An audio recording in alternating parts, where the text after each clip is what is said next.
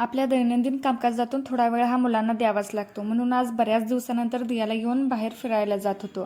बाहेर म्हणलं की आम्ही मायले की एका पायावर तयार. आज आम्ही जात होतो राजराजेश्वरी गार्डनला, पण ऊस वाहतुकीमुळे ते बंद होतं.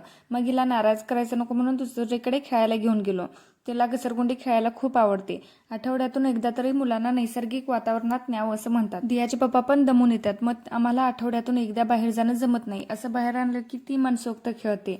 मग आली झोपाळ्या खेळायची वेळ, पण तिला बसायला जमत नव्हतं. मग आम्ही मायले की इकडं तिकडं थोडं फिरलो.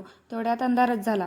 बाहेर गेलं की थोडं फार का होईना बाहेरचं खाणं बनतंच. मग आम्ही गेलो कॅफेमध्ये. इकडे येऊन दोघांची गोड अशी भांडणं चालू होती बाप लेकींची. आणि तिला आवडतात म्हणून फ्राईज मागवले. मॅडमांचं असं म्हणणं होतं की हे सगळे माझे आहेत, मीच खाणार, तुम्ही खाऊ नका. मग काय, आम्हाला परत येण्यास थोडा उशीरच झाला. सोबत आरव सुद्धा आला. दोघांनाही लहान मुले खूप आवडतात. मग हे दोघांना खेळवत होते. असं खेळताना त्यांच्यासोबत आपण पण लहान होऊन जातो. मग काय, आम्ही कुठेही गेलो तरी आमचं काम काय सुटत नाही. जास्त भूक नव्हती म्हणून एग राईस करायचं ठरवलं. तेवढ्या तिला जायचं होतं बाहेर, म्हणून विनवणी करत होती. एग राईस म्हणलं की प्लेन ऑमलेट पाहिजेच. मग इकडे ते पण करून घेतलं. तयार झाला आपला सिंपल असा जेवण वगैरे आवरलं आणि घडी घालायचे ओढे कपडे बघून मला तर झोपच येत होती.